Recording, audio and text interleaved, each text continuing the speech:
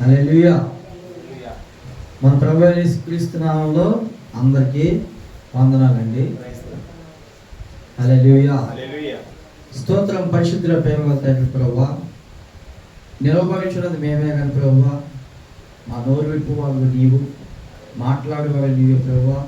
వాక్యం ద్వారా ప్రభువా బలముగా మాట్లాడేసా, బలమైన వాక్కుని ఇక్కడ రిలీజ్ చేయమని, అభిషేకించమని, మీ రక్తం ప్రోక్షించమని 100% ప్రభువా మీచింది మీ నామం మీ కనపరచడానికే ఇక్కడ వరకు మేము నిలబడ్డా ప్రభువా. అందుని బట్టి మీకు స్తోత్రం చెల్లిస్తున్నాం. మమ్మల్ని నిలబెట్టినందుకు మీకు వందనాస్తుతులు చెల్లిస్తున్నాం ప్రభువా. ఈ దినమున మీరు మమ్మల్ని బలముగా వాడుకోండి, బలముగా బలపరచండి. మా హృదయాన్ని ప్రభువా నిన్న వాక్యాన్ని హృదయంలో భద్రపరుచుకునే విధంగా మమ్మల్ని బలపరచమని యేసుక్రీస్తు నామములో అడిగి వెళ్ళిపోతున్నాం తండ్రి. ఆమేన్. హల్లెలూయా. హల్లెలూయా. అందరూ కూడా ఈ లోకంలో ఎక్కువగా మోస్తున్నది ఏమిటి అంటే భారం. భారము అనగా పాప భారము. అందరు ఈ లోకంలో ప్రతి ఒక్కళ్ళు కూడా, ఒకరు అని చెప్పడానికి లేదు కానీ ప్రతి ఒక్కరూ భారాన్ని ప్రతి దినము మోస్తూనే ఉన్నారు. దేవుడు చెప్తున్న భారం ఏంటి? ఆయన సిలువ భారం. ఆయన కాలు ఎత్తుకొని నడవమంటున్నాడు. శ్రమలు కూడా మీరు నడిస్తే పరలోక రాజ్యానికి వస్తారు. మీరు నా భారాన్ని ఎత్తుకోండి, నా కాలు ఎత్తుకోండి, అప్పుడు మీకు క్షేమం కలుగు చేస్తుంది అని దేవుడు మాట్లాడుతున్నాడు. కానీ లోకంలో ఉన్న ప్రతి ఒక్క మనిషి, ప్రజలు చేస్తున్న పనులు ఏంటంటే నిద్ర లేచిన దగ్గర నుంచి నిద్రించే వరకు కూడా లోక ఆశలు, లోక పద్ధతులు, లోకాచారాలు, లోక పనులు, వ్యసనములు, తిరుగుబోతు పనులు, అల్లరితో కూడిన పనులు, వ్యర్థమైన పనులు, దేవునికి విరుద్ధమైన పనులే లోకంలో జరిగిస్తున్నారు. దేవుడు మరీ చెప్పుచున్నాడు ఏమనంటే, వాక్యం చూసుకుందాం ఒకసారి. మత్తయి సువార్త 11వ అధ్యాయము 28వ వచనం ఒకసారి చూసుకుందాం. కొత్త నిబంధన 12వ పేజీ. ప్రయాసపడి భారము మోసుకొనుచున్న సమస్త జనులారా నా యొద్దకు రండి, నేను మీకు విశ్రాంతి కలుగజేతును. హల్లెలూయా. హల్లెలూయా. హల్లెలూయా. హల్లెలూయా. ప్రయాసపడి భారము మోసుకొనుచున్న సమస్త జనులారా నా యొద్దకి మీరు రండి. నా యొద్దకు మీరు రండి. వస్తే మీకు విశ్రాంతిని నేను కలుగు చేస్తాను. హల్లెలూయా. ఎంత దేవుడు ఎంత ప్రేమగా చెప్తున్నాడంటే, మనం ఏదన్నా పరిస్థితిలో వస్తే బాగా రాజులాగా బతికిన తర్వాత పొగరుగా, అహంకారంగా, బలముగా బతికే నాగేంద్ర అన్నట్టుగా మనం జీవిస్తాం. అన్నీ కోల్పోతే దీనంగా, చాలా దీనంగా లోబడిపోయి, అయ్యా ఒక 10 రూపాయలు ఉంటే ఇస్తావా అంటాం. లేదు ఏదన్నా అప్పు కట్టుకోవాలయ్యా, ఒక 10 రూపాయలు ఉంటే అయ్యా ప్లీజ్. ఉన్నప్పుడు నీకు ఆ పరిస్థితి కలిగిందా? లేదు. లేనప్పుడు ఈ పరిస్థితి దీనమైన పరిస్థితిలో కలిగి ఇదేమంటే నువ్వంతా కోల్పోయావు కనుక. కానీ ఇక్కడ దేవుడు చాలా దీనంగా అంటున్నాడు, ఓ సమస్త జనులారా, నా బిడ్డలారా, అయ్యా నా బిడ్డలారా, మీరు భారం మోస్తున్నారే, మీరు భారం మోస్తున్నారే, అలిసిపోయి ప్రయాసపడి అలిసిపోయి భారం మోస్తున్నారే, నా యొద్దకు రండి, మీకు విశ్రాంతి కలిగి చేస్తాను. మీకు విశ్రాంతి కలుగుతుంది ఎక్కడుంటే? నాతో ఉంటే, నాలో ఉంటే. హల్లెలూయా. హల్లెలూయా. భారము ప్రతి దినం మనం మోస్తున్న భారము పాపము. పాప భారాన్ని ప్రతి దినం మనం పెంచుకుంటున్నాం. వడ్డీకి అమౌంట్ పెంచుకున్నట్టుగా పెంచుకుంటున్నాము కానీ కిందకి దిగట్లేదు. మన పర్సంటేజ్, మన పాప పర్సంటేజ్ పెరుగుతుంది, రెట్టింపు అవుతుంది. అంతేగాని తగ్గించుకుంటలా. ఈ పాప భారం ఎలా తగ్గుతుంది? దేవునితో మనకు సహవాసం ఉంటే, వాక్యంలో మనం ఉంటే, వాక్యంలో జీవిస్తే, అసలు నీవు దేవుని ఎరిగి ఈయనే దేవుడని నమ్మి వాక్యానికి లోబడి వాక్యానికి చోటిచ్చి, ప్రభువా నీవు నా దేవుడవు, నన్ను కాచువాడు, నన్ను చూసువాడు, నా యోగక్షేమములన్నీ కూడా నీ నామంలోనే ఉన్నాయి కనుక నేను సాగిలిపడి నీకు నమస్కారం చేస్తాను, నీవు చెప్పిన ప్రతి దానికి లోబడతాను, నేను నీ సన్నిధిలో గడపాలనుకుంటున్నాను, నీ రాజ్యంలో అడుగు పెట్టాలనుకుంటున్నాను.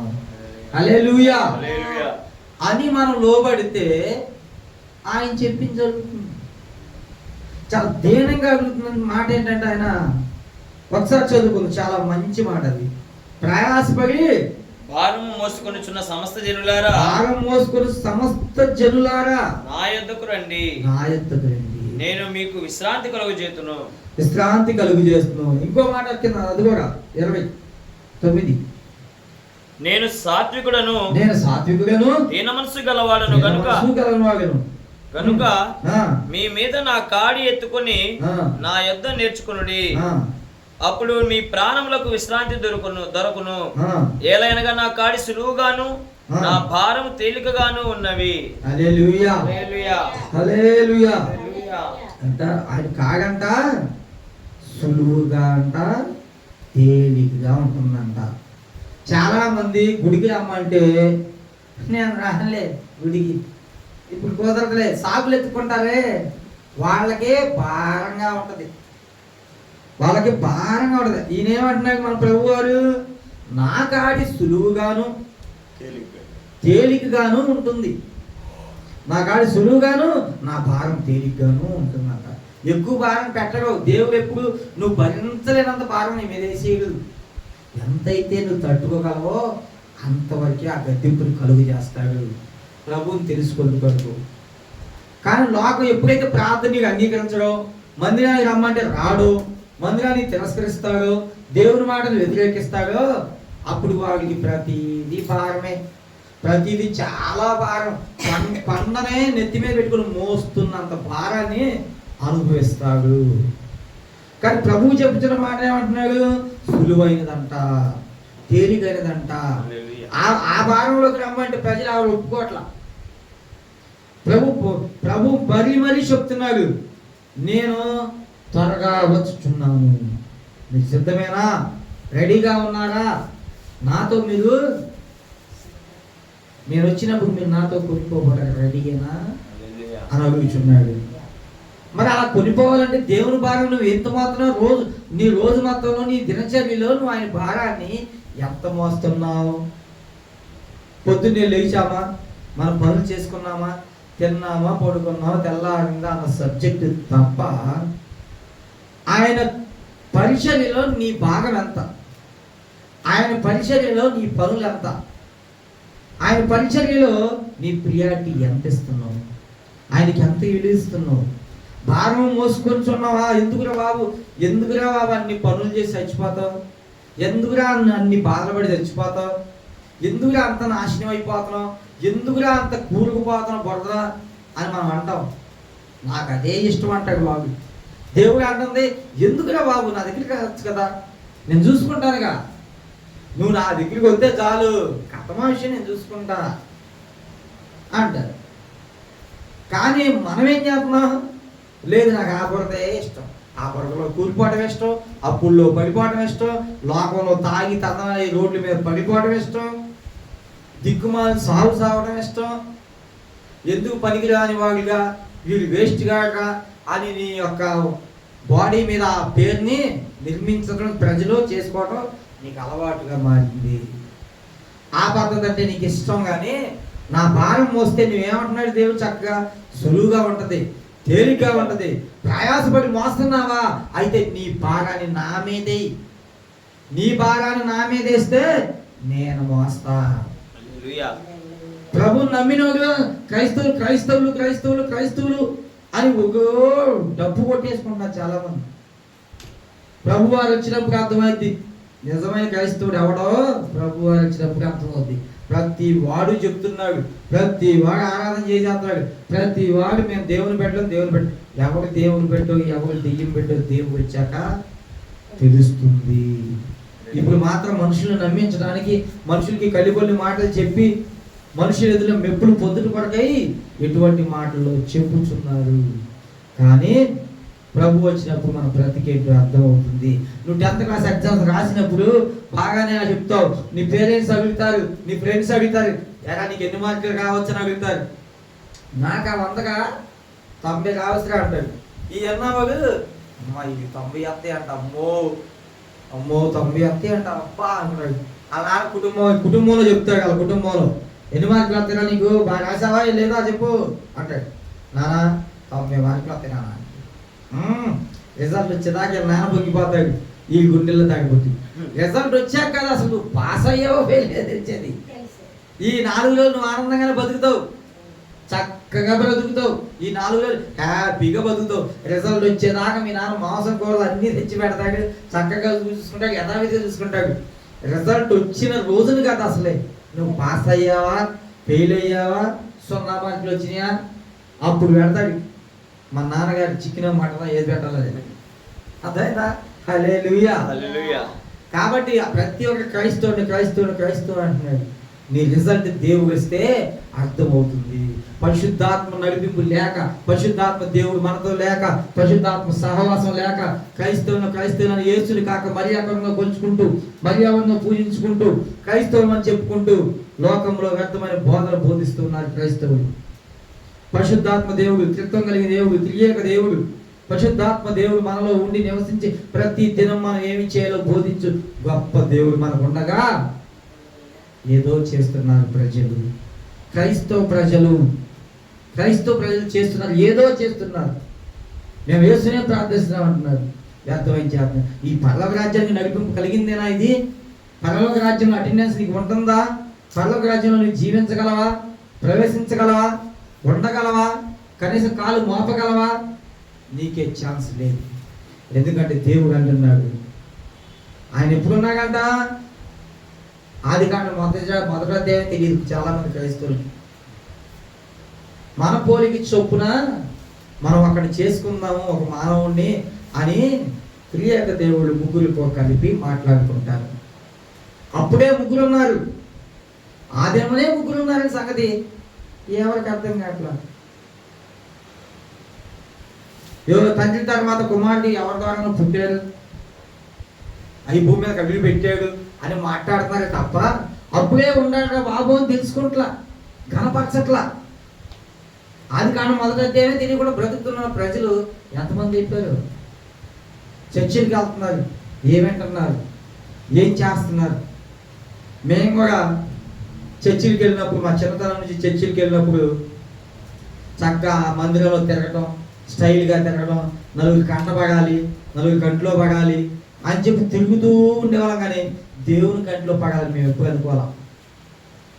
అయితే ఒక శ్రమ వచ్చిన తర్వాత అప్పుడు అనిపించింది, దేవుడు మమ్మల్ని చూశాడు కనుక దేవుని కంట్లో మేము పడాలనుకున్నాం.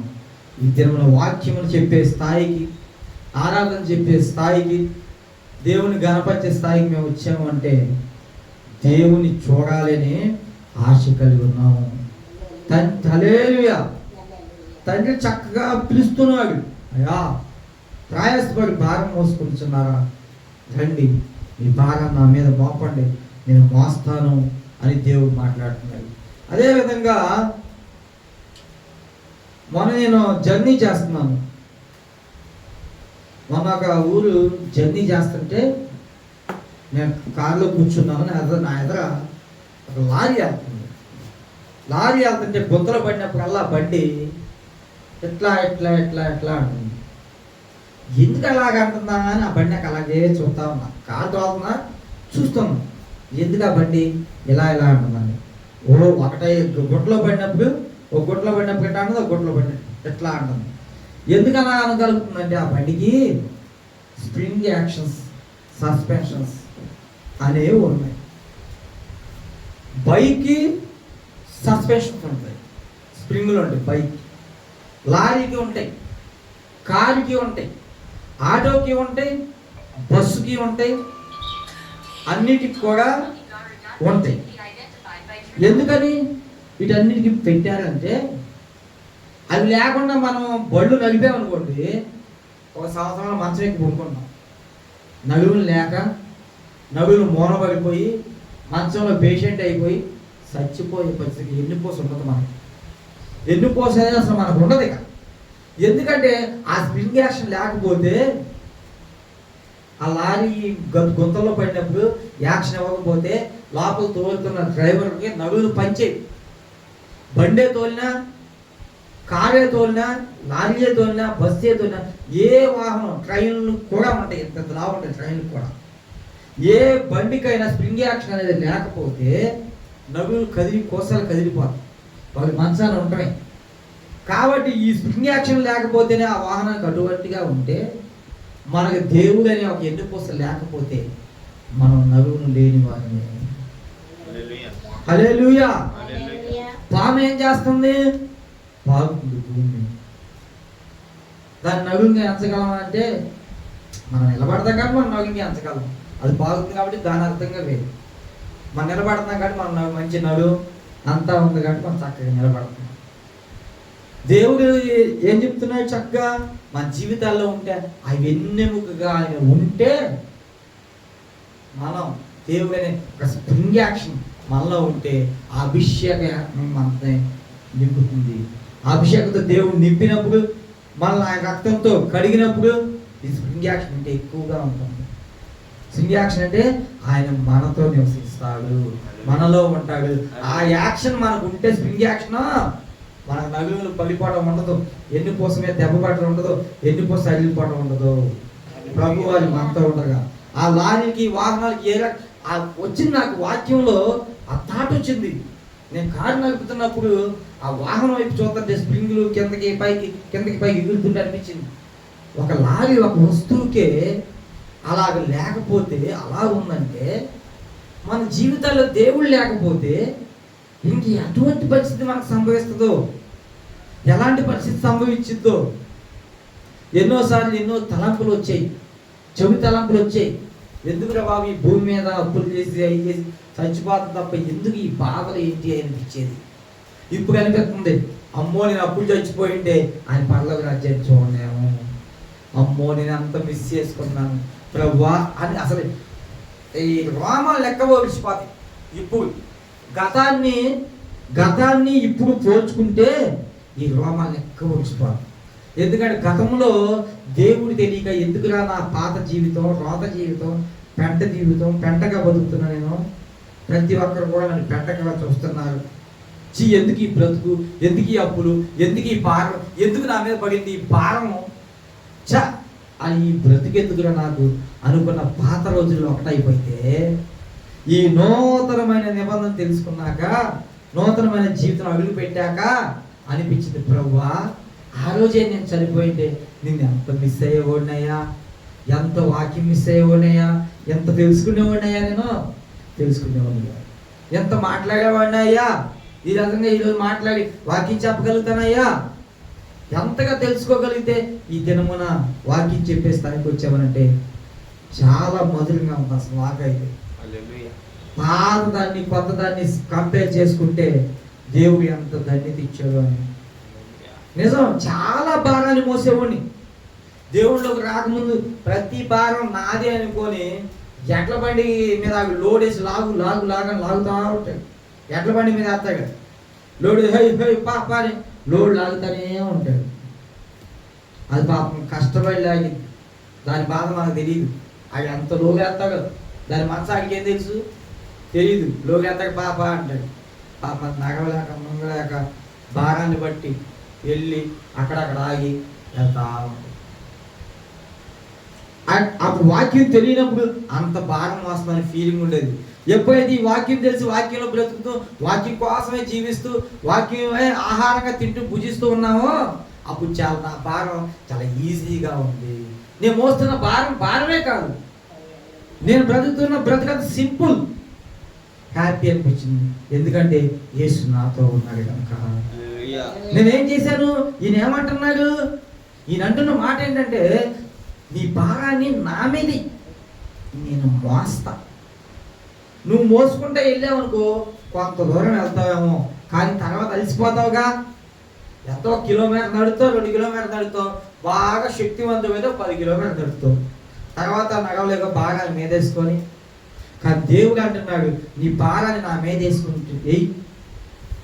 సమస్త జనులారా, మీరు ప్రయాసపడుతున్నారా, భారం మోస్తున్నారా, నా మీద ఏంటండి మీ భారాన్ని, నా మీద బాపడండి, నేను చూసుకుంటాను మీ భారాన్ని దేవుడు అంటున్నాడు. అయితే ఆ మాటలు నేను గైకొన్న తర్వాత ఆయన మీద భారం వేసేసా. ప్రభువా, ఇదిగో పలానాది నాకు కావాలి ప్రభువా, నేను ప్రార్థనలో పెడుతున్నాను, నీతో మాట్లాడుతున్నాను, నువ్వు ఇస్తావని నమ్మకం నాకు ఉంది, నువ్వు చేస్తావని నమ్మకం నాకు ఉంది. ఇదిగో నేను ప్రార్థన పెట్టేస్తాను అంతే, ఇక నువ్వు ఈ కార్యాన్ని జరిగిస్తావు. నా భారం తీసి ఆయన మీద పెట్టా. ప్రభువా, ఈ పని చేయట భారం నీదే, నేను ఓన్లీ ప్రార్థన చేయటమే నా పని, యేసయ్యా చేయవా అని మోకరించి అడగటమే నా పని, దాన్ని చేసే భారం అంతా కూడా నీతేనయ్యా అంటే దేవుడు చేశాడు. మా అమ్మమ్మ, మా పెద్దమ్మ వాళ్ళ పిల్లలు మ్యారేజ్ కోసం అమ్మమ్మ, అయ్యో పిల్లలకి మ్యారేజ్ అవ్వట్లేదేంటి, పిల్లలకి కొంచెం ప్రేమ, మా అమ్మమ్మ ప్రేమ, నా మనవాళ్ళకి అవ్వట్లేదు ఏంటి పెళ్ళిళ్ళు తొందరగా, దేవుడు ఏదో కనిపించాలి, ఆయన పని చేయాలి, ఆయన పని చేస్తే చేస్తాడు అని నమ్మకం ఏం చేసిందంటే, అమ్మ మీరు విజ్ఞాపన బుక్లో రాయండి, విజ్ఞాపన బుక్లో వాళ్ళ పేర్లు చెప్పించి విజ్ఞాపన బుక్లో ఆ పేర్లు రాపించిన తర్వాత మా అమ్మమ్మ భారం పెట్టుకోవాలా, ఏమనుకుంది, ప్రభు చేస్తాడు. హల్లెలూయా, హల్లెలూయా.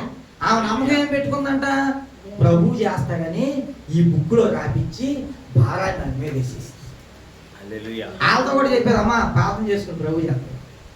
హల్లెలూయా. మేము ఇక్కడ ప్రార్థన చేస్తాం ఈ ఊర్లో, మీరు కూడా అక్కడ ప్రార్థన చేసుకోండి, ఖచ్చితంగా దేవుడు చేస్తాడు. ఇక్కడ మా అమ్మ హృదయం తేలిక చేసుకుంది, యేసయ్య హృదయం భారం చేసింది, కాబట్టి అక్కడ ఏం చేసింది, కార్యం జరిగిపోయింది. వెంటనే ఒక రోజు నాకు ఫోన్ చేసి, అమ్మా ఇట్లా పెళ్లి కుదిరిందామా చెప్పగానే మా అమ్మ సంతోషంతో ఆనందంగా హృదయం నిండా చెప్పలేని ఆనందం. దీనికి కారణం ఎవరు, యేసయ్య. తాను ఏం చేసింది, భారాన్ని మొత్తం తీసుకెళ్ళి యేసయ్య పెట్టింది. హల్లెలూయా. అదే విధంగా ఇంకొక వివాహం విషయం కూడా, అమ్మ ఎట్లా పని ఉంది, మరి ఇంకొక బాబు నా మనవడు, ఇంకో మనవడు కూడా మనవడు మ్యారేజ్ జరగాలి, అది కూడా బుక్లో ఎక్కించండమ్మా, బుక్లో ఎక్కించండి, ఆ కార్యం త్వరగా జరగాలని మళ్ళీ అమ్మమ్మ వాళ్ళ కోసం ప్రేమతో ప్రార్థించి మళ్ళీ ఆ బుక్లో ఎక్కిస్తే మళ్ళీ కూడా ఈ భారాన్ని కూడా దేవుడి మీద మళ్ళీ వేసేసి, అమ్మ మేము ప్రార్థన చేస్తున్నాం మీకోసం, మీకు దేవుడు కార్యం చేస్తాడని వాళ్ళు చెప్పింది. వెంటనే మళ్ళీ అది కూడా ఎటువంటి ఆటంకాలు, ఎన్ని అడ్డంకులు ఉన్నా దేవుడు ఘనమైన వివాహంగా చేసేది. హల్లెలూయా, హల్లెలూయా. దీనంతటి కారణం ఏంటయ్యా అంటే, అమ్మ ఏం చేసింది, అక్కడ దేవుడి మీద భారం వేసింది. తను చేస్తున్న పని ఏంటి, ఇక చిన్న పని, తనేం చేసింది, బుక్లో రాసి తాను విశ్వాసాన్ని అక్కడ నిలబెట్టి దేవుడే చేస్తాడమ్మా, మేమెక్కడ ప్రార్థన విజ్ఞాపన నీకోసం చేస్తున్నాము, మీకు కూడా అక్కడ కార్యం జరిగిద్ది అని చెప్పి విశ్వాసంతో కూర్చుంది. భారం ఆయన మీద వేసింది, ప్రభువా నువ్వే చేయన మనోడు పెళ్ళి. టక టక టక టక అనుకున్న సమయంలో బుక్లో రాసిన విజ్ఞాపనం ఆ రకంగా ఫలించింది. హల్లెలూయా. తాను చేసిన పని ఏంటంటే సింపుల్, భారాన్ని తీసుకెళ్ళి కాబట్టి తను విజయం పొందుకుందా లేదా, పొందుకుంది. హల్లెలూయా, హల్లెలూయా. కాబట్టి నేను కూడా ప్రభు మీద భారం వేస్తా, ప్రభువా ఈ పని నీవు చేయాలి, ఈ కార్యం నువ్వు జరిగించాలి ప్రభువా అని ప్రతి విషయంలో నాకున్న భారాన్ని ఆయన మీద మోపుతా. భారం అనగా ఏంటంటే ప్రతి అప్పులు పెడతల మీద తెచ్చేసి ప్రభువా ఏసేయి మోసేయి కేసేయి కట్టే, ఇది కాదు భారం అనగా. ఆయన నువ్వు మోస్తున్న బాధలన్నీ తీసేసి వాక్యంలో నడువు, వాక్యంలో జీవించు, అది భారం తీసేయటం అంటే. భారం అనగానే నీ అప్పుల భారం తెచ్చేసా, ఈ భారం తీసేయాలి, అది కాదు లెక్క. వాక్యం లోతైన డెప్త్, వాక్యంలో మనం ఎదగాలి. భారాన్ని తీసేస్తాడు ఆయన. ప్రయాసపడుతున్నారా? అయితే రండి, నా మీద మోపండి, నేను ఆ కార్యమును చేస్తాను. ఎన్నో బాధల నుంచి, ఎన్నో అడ్డంకుల నుంచి ఈ కళ్ళతో చూసి కన్నీరు కాచిన వాడిని నేను. ప్రభువా, ప్రతిదీ నువ్వు చేయాలి, నీవే చేయాలి, ఎవరూ లేదు నాకు చేయగలవాళ్ళు, నీవు ఒక్కడవే అని కంప్లీట్గా దేవుని మీద డిపెండ్ అయ్యేలా చేశాడు. మనుషుల మీద డిపెండ్ అయ్యేవాడిని ఒకప్పుడు దేవుని వాక్యం ఎరుగక ముందు. ఆ మనిషి ఈ మనిషి ఆ మనిషి అని ఒక సపోర్టింగ్గా డిపెండ్ అయ్యాడు నా మీద.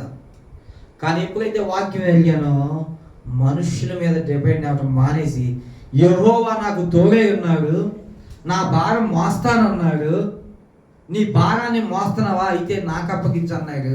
అయితే ఆయనకి అప్పగించడానికి వెళ్ళాను, నన్ను నేనే అప్పగించుకున్నాను. హల్లెలూయా. నన్ను నేనే అర్పించేసుకున్నా ఆయనకి. ప్రభువా, నేను బ్రతుకు దినములన్నీ అది నీ కొరకే. హల్లెలూయా. కాబట్టి దేవుడు ఆ వాహనములకు ఆ స్ప్రింగ్ యాక్షన్ లేకపోతే ఆ యొక్క బళ్ళు, వీళ్ళు, ఆ యొక్క బంపర్లు కానీ ఆ పార్ట్స్ అన్నీ పగిలిపోతాయి. ప్రతి ఒక్క వాహనం, కారు అయితే ఏమి, సైకిల్ అయితే ఏమి, ఏదైనా కానీ ఆ స్ప్రింగ్ యాక్షన్ అక్కడ లేకపోతే ఆ వాహనాలు పనికిరావు, మనిషిని మూలన పడతాడు. ఈ దినమున యేసయ్య నీ జీవితంలో లేకపోతే నీకు ఏ యాక్షన్ ఉండదు, ఎటువంటి స్ప్రింగ్ యాక్షన్ నీకు ఉండదు. యాక్టివ్గా ఉండవు, రోగం వచ్చినలా ఉంటావు, దెయ్యం పట్టినలా ఉంటావు, నలతగా ఉంటావు, పనికిరాని వాళ్ళ ఉంటావు, లోకానికి వ్యర్థంగా కనపడతావు, పనికి మాలిన కనపడతావు. ఎవడు చూసినా నిన్ను పనికి మాలిన వాడురా వీడు, వ్యర్థమైన వాడురా వీడు, తాగుమూతురా, వ్యభిచార బంధకాల్లో ఉన్నారా, అబద్ధికుడురా, రోతవాడురా, పెంటవాడురా అని ప్రతి ఒక్కరి నోట పలికిస్తాడు. నీవు దేవునికి లోపడకపోతే దేవుడే అప్పచెప్పుతాడంట అపవాది గాడికి. ఈ పని అయిపోయింది. దేవుడు ఎదురు చూస్తున్నాడు, నీ కోసం ఎదురు చూస్తున్నాడు. బిడ్డ ఇవ్వాలి, నా బిడ్డ ఇవ్వాలి కాకపోతే రేపు కాకపోతే ఎల్లుండు, అవతల మరుసటి రోజు, ఆ మరుసటి రోజు అని 10 రోజుల దాకా ఎదురు చూస్తాడు. మొదటి రోజు నువ్వు ఆయన ధిక్కరించిన రోజు బాధపడ్డు, 10వ రోజు బాధపడతాడు. ఈ 10 రోజులు నీకు 10 ఛాన్సులు ఇస్తాడు. బిడ్డ నా వైపు తిరిగి నానా రా అని ఎంతో ప్రేమతో ఆహ్వానిస్తాడు. కానీ ఆయన వైపు నువ్వు తిరగలేదా? నీ మనసు రాయిగా బండగా మారిందా? ఇంకా లోకంలో వైపు ఆశలు కలిగి ఉన్నావా? లోకంలో ఉన్న సరదాల కోసం బ్రతుకుతున్నావా? ఈ లోకం నిన్ను తీసుకెళ్లేది నరకానికి మాత్రమే.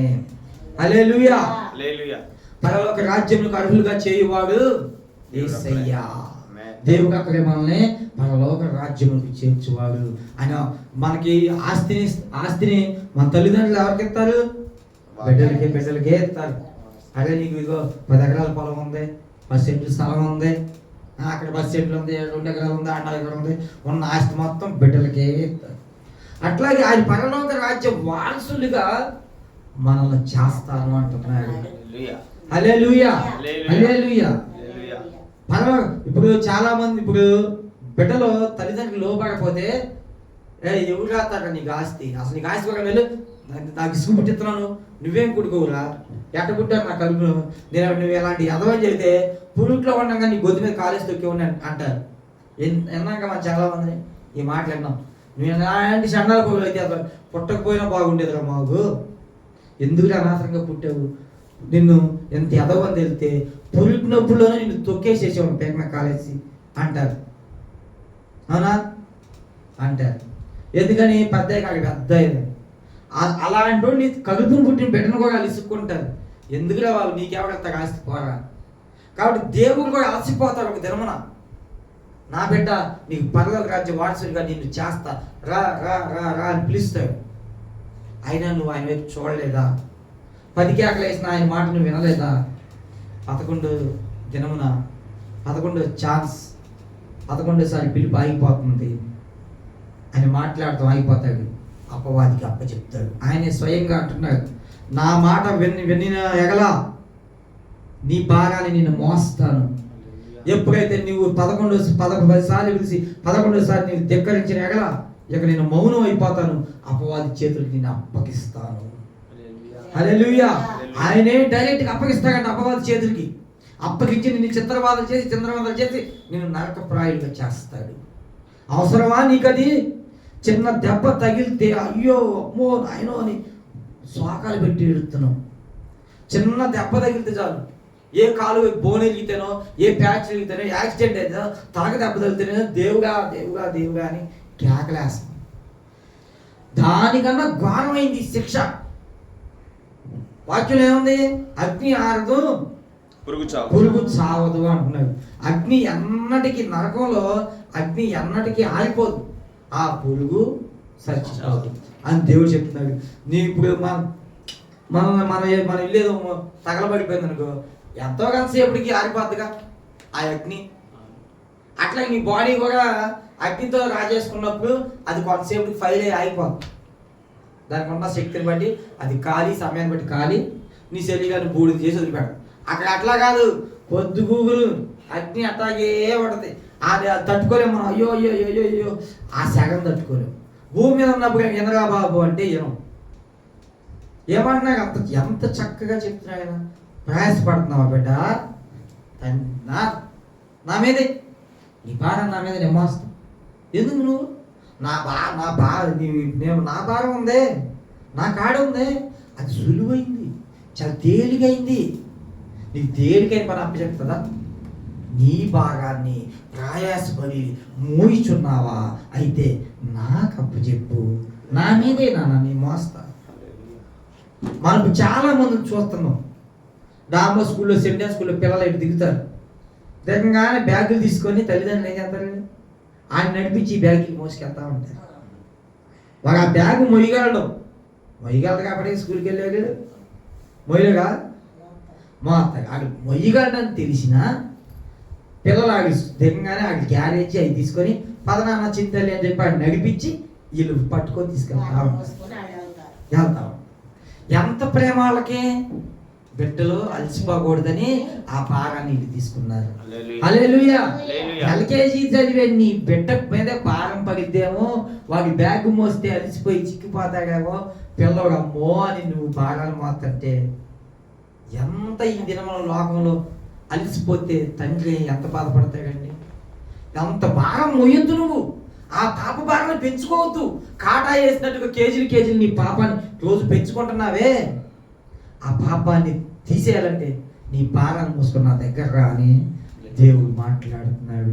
ఈ దినం ప్రభు మాట్లాడుచున్న మాట ఏంటంటే, ప్రతి ఒక్కరు కూడా నేత్రములతో కానివ్వండి, మాటలతో కానివ్వండి, హృదయంతో కానివ్వండి, అనేక రకమైన క్రియలతో పాపమును వెంటాడుతున్నారు. పాపం వైపు పరుగులు పెడుతున్నారు. పాపాన్ని యాక్సెప్ట్ చేస్తున్నారు. పాపానికి ఎక్కువ చోటిస్తున్నారు. పాపాన్నే ప్రేమిస్తున్నారు. కాబట్టి దేవుడు అంటున్న మాటకి ఒక్కసారి చెవి ఎక్కి, ప్రభు ఎందుకో మనల్ని పిలుస్తున్నాడు, మన భారాన్ని ఆయనకు అప్పచెప్పమంటున్నాడు అని చెప్పి నీ హృదయాన్ని ఆయన వైపు మలిచావా, ఇంకెన్నడూ నీవు భారం మోయేవాడుగా నిలబడవు. హల్లెలూయా, హల్లెలూయా. కాబట్టి ఉన్న వాక్యాన్ని బట్టి మన జీవితంలో మనకున్న భారాన్ని తీసేసి, ఈ దినమునే తీసేసి, మన హృదయంలో ఉన్న బాధని, భారముని, లోకంలో ఉన్న బాధని, భారము తీసేసి ఆయనకు అప్పచెప్పుకుందాగా మనం ప్రార్థన చేసుకొని ఆయనకు అప్పచెప్పుకుందాం. ఈ చిన్న మాటలు దేవుడు దీవించును గాక. ఆమేన్, ఆమేన్, హల్లెలూయా.